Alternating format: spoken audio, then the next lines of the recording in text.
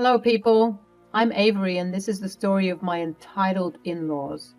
When choosing your life partner, you should always consider the red flags. I failed to do so and had to face this situation. I hope my story inspires you to get out of a toxic relationship before it's too late. You see, me and my husband, Kent, always had a strong relationship. Or that's what I always thought. We met in a bar on one of my nights out. He was a very charismatic person, and I fell for his charms immediately. At that time, I was single and desperately looking for a partner. My parents lived in a different country, and I was studying at a prestigious university here. Kent was born and raised in the USA. When we started dating, Kent told me that he was working at his father's business. I later learned that this was a lie. About 1 year later, Kent revealed to me that he was actually working a minimum wage job at Wendy's. I was pretty shocked about the revelation because I didn't know why he lied to me. He simply cried and said, "I'm so sorry, Avery. You see, my family and I are very poor. My father left us to fend for ourselves. Mom tried hard, but she had 2 other children to take care of. I cannot afford to go to college or get a good job." "But why did you lie to me, Kent? In fact, I wouldn't have found out if I hadn't pressed for your office address." "You are such an intelligent person, Avery. You have a bright future ahead of you. I thought you won't be with a loser like me, so I lied." "Kent, I don't think you're a loser. I would never insult you like that. I'm proud that you take care of your family. It's nothing to be ashamed of."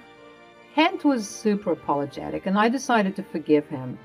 I could understand his perspective and wanted to look past this one mistake. I didn't know that he was a manipulative man and a compulsive liar. He was a great boyfriend and showed affection, but he seemed to be very unmotivated in life. While I was working hard to excel in my studies, Kent did nothing to get a better job. In fact, most of the time it was me who was paying for our dates. I didn't mind paying then because I was also working a side job. However, after some time, it was like I paid for all of his meals. One day I asked him about why he was so stuck in one place. I said, "Kent, don't you think you should find a better job? You have the experience and won't have to search long." "I'm happy at my work, Avery. Why do I need a better job? Are you having trouble adjusting with my income?" "No, it's not that, Kent. I just want the best for you. I have tried to be supportive, but you need better plans for our future." "Are you ashamed of having me as your boyfriend?" "I didn't know you could be mean. I already told you I don't have much. You earn enough for us to go on dates. What more do you want?" "It's not fair that I am paying for the majority of the things. I know you have family problems, but that should motivate you to look for a better job." "Fine. If you insist so much, I will try and look for a better job." He promised to improve his position at work, but he never did. Whenever I asked him how his job hunting was going, he came up with excuses. I was getting frustrated, but again, looked past it. After all, I wasn't with him for money. I also tried to sympathize with him because my parents were wealthy and we didn't have financial troubles as much. We continued our relationship, and eventually it was time for me to graduate. I got a very high-paying job as soon as my studies were over. I worked hard to get good grades, so getting a job was easy. Kent was really happy for me, but sometimes made very snide comments. I also started to see that Kent was slowly leaving the bulk of our expenses on me. We couldn't move in together because he lived with his mom. Kent also didn't have enough money to pay rent on his own. I felt really bad for him and said, "Kent, if you really want to move in with me, I can cover your rent for a few months. I need to get my own place now that I've graduated. So I can cover the whole rent for a few months. During this time, you can look for a better job. Will you do that for me? I am positive I'll find a better job this time. If you give me time, I'll definitely land a good job. I'll start applying right away." "I'll be happy to help you, Kent, but you have to be more serious about finding a job. You cannot slack off like the last time." "It won't happen again, Avery, I promise." With his reassurance, we moved into a new place. It was small, but we made it work. The rent was pretty expensive, but I was ready to pay most of it even after Kent got a better job. However, Kent never really got a better job. In fact, a week after we moved in, he told me he was quitting. Kent said, "I hate my job, Avery. I have put in my notice. I don't want to go to that cheap place anymore. You've been so supportive, and I'm already looking for a job, so I don't have to work there anymore." Kent, why did you make this decision without consulting me? We just moved in together. You need to have a job offer lined up before you quit. Relax. I will get one very soon. Mom's already taking care of my siblings, so I couldn't ask her for help. But you can support me for a few months. You have the money and the job. But it's unfair for you to assume this, Kent. You should have discussed it with me. So you don't want to support me? I didn't know you could be so selfish. Here I was, looking for a better job for us, and now you refuse to support me anymore? I feel betrayed. When he said that, I immediately felt like I was at fault. I did say I could pay his share while he looks for a better job. However, I didn't think he would just quit out of the blue. Kent was super mad at me and didn't talk to me for a week. I loved him so much that I apologized to him. I also told him that I will financially support him as long as he needs. During this time, he also took me to meet his family. His family consisted of his mother, Patricia, and two siblings, Jackson and Penny. Patricia was super sweet towards me, but it kind of felt like she was trying too hard. His siblings basically ignored me and were busy doing their own thing. In fact, they never even said hi. When we got down for dinner, Patricia made some very weird comments about our financial situation. She said, "It is so nice of you to support Kent. You can see we're very poor and cannot afford fancy college degrees. But your parents were blessed to have a college fund for you. It's actually very fair you take care of him." "What do you mean, Patricia? I'm only paying his rent temporarily. Kent is already looking for a better job so that he earns a good pay." "But I'm sure you will look after him if he can't get a good job, won't you, Avery? I mean, clearly you can afford it." "I'm sure she will, Mom. She loves me a lot. Avery has been so helpful these past years. I couldn't ask for a better girlfriend." I was pretty puzzled by the entire conversation and felt like Patricia was mocking me.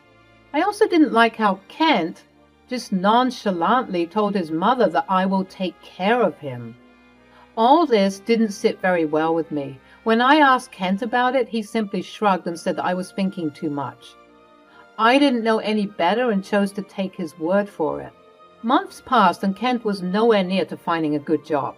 He didn't even manage to secure an interview. I ended up finding various job ads and sending them to him. Kent assured me that he reached out but was rejected. One day I found out that there was an opening in my company. It was a warehouse job but paid much better than Wendy's. When I told Kent, he said he would apply. However, he never ended up applying. It was when I asked our hiring manager about his application that I found out what he had done. The manager told me that they never received an application in his name. I was completely confused and thought he had misplaced the application. However, when I asked Kent, he said, "I didn't apply for the job, Avery. I never sent my application." "What? But it was a great opportunity, Kent. I would have even put in a word with the hiring manager." "I don't want to work there, Avery. You're in such a high position, people would make fun of me. They would think you are better than me." "Don't be ridiculous, Kent. You needed this job. It paid so much better than your last one. You don't even have anything lined up." "Actually, I don't think I want to work right now. It's too draining and is bad for my mental health. Besides, I think I'm taking care of the house just fine. It's better this way." "Kent, I'm managing somehow right now. We will need another income to have good savings. Things can't go on like this for long." "Don't you have any respect for my mental health? I thought you loved me. You should want me to be happy. Being in a low-level job makes me unhappy." After this, there is nothing I could say. It was true that I could support the both of us. He was also doing most of the household chores. It was nice having someone home. But my savings were thin, and the future didn't look very bright either. Nonetheless, I agreed to support him for a little longer. His well-being was more important to me than material wealth. With no other option in hand, I agreed to be the breadwinner. Whatever little doubt I had vanished when he proposed. I was over the moon. The proposal was super romantic and exactly how I wanted. I knew I loved this man and wanted to be with him forever, so I said yes. I even paid for the small wedding we had at a friend's property. We couldn't invite a lot of people, but we were happy. However, things soon turned sour after the wedding. He was still unemployed and had no intentions of looking for a job. I was okay with that until he even stopped doing chores around the house. All he did was play video games. After my work hours, I was spending the entire night doing chores and cleaning up his messes. His siblings were over often and would clean up the pantry when I was gone. It was difficult to keep up with the expenses. I even sat him down and had a talk about it. I said, "Kent, you are not helping with the chores anymore. I am already very tired when I come home from work. You need to help out more." "I'm already doing enough, Avery. You shouldn't complain so much. It gets tiring working at the house. You can't expect me to do everything for you." "But you are not even helping out, Kent. You have Jackson and Penny over every week. They just leave messes and eat everything in the pantry. It costs me a lot to bring in extra food. My savings are already dwindling." "Stop complaining so much. You can take up an extra job if you want. You earn a lot, and it won't hurt to share with my family. They need the money more than you." "Kent, I can take care of you, but this is too much. Your siblings are adults now. They can pay their own food and entertainment." Kent just kept arguing with me and calling me selfish.